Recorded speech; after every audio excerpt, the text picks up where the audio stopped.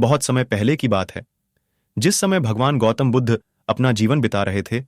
उस दौरान एक शांतिपूर्वक और सुरंभावस्था की पाठशाला में हुई, और यह पाठशाला एक ऊंचे पहाड़दज के शीर्ष पर स्थित थी, और सभी छात्र शिक्षा के इच्छुक थे, और यो भूमि पर चल रहे थे, काठा और आनंद से दूर रह रहे थे।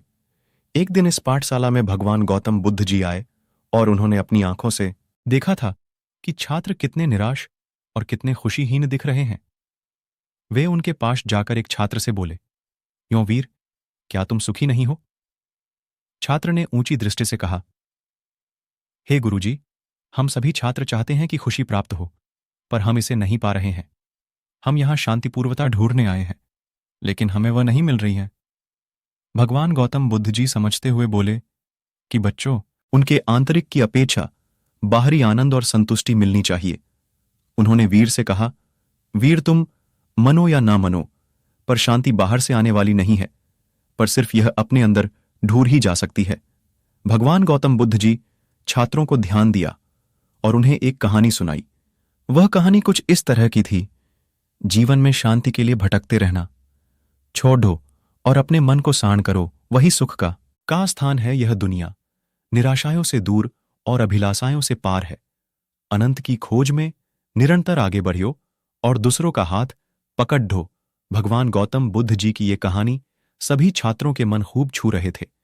वे छात्र समझ गए कि शांति और सुख केवल उनके अंदर निहित है, और इसे प्राप्त करने के लिए बाहर की दुनिया में तलाशने की जरूरत नहीं है। ये जानकर वे सभी छात्र कुशलता से आंतरिक स्वर्ग की ओर बढ़ चले।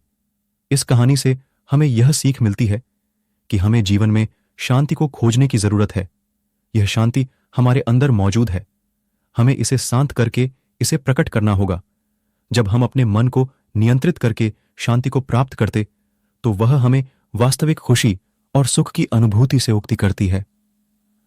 भगवान गौतम बुद्ध के वचनों का प्रभाव उन छात्रों पर गहरा पड़ दिया, और उन्होंने अपने जीवन में एक सकारात्मक परिवर्तन देख वे सभी छात्रों ने तपस्या और ध्यान में करने का निराशय लिया और अपने जीवन को सुख और शांति स्वयं से पूर्ण बनाने के लिए समर्पित किया।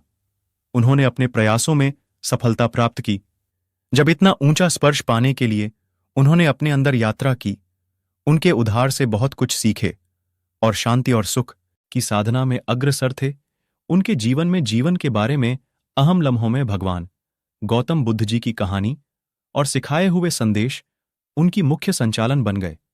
वे सभी शांति और सुख की खोज में लतमस्तक थे और भगवान गौतम बुद्ध के मार्ग में आगे बढ़ते रहे।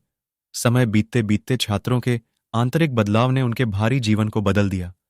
वे शांति और संतुष्टि सहेजा से साथ छात्रों ने यह समझा कि शांति और सुख सचमुच मानसिक स्थिति से प्राप्त होते हैं और इसे अपने जीवन के भीतर खोजने की आवश्यकता होती है। मार्ग तैयार है, बस हमें आत्मज्ञान, आत्मविश्वास और ध्यान की प्राप्ति के लिए अपने अंदर की यात्रा पर प्रारंभ करना होगा। तो इस कहानी से हमें यह सीखने को मिलता है कि असली शांति हमारे अंदर होती है और हमारा मन ही हमारी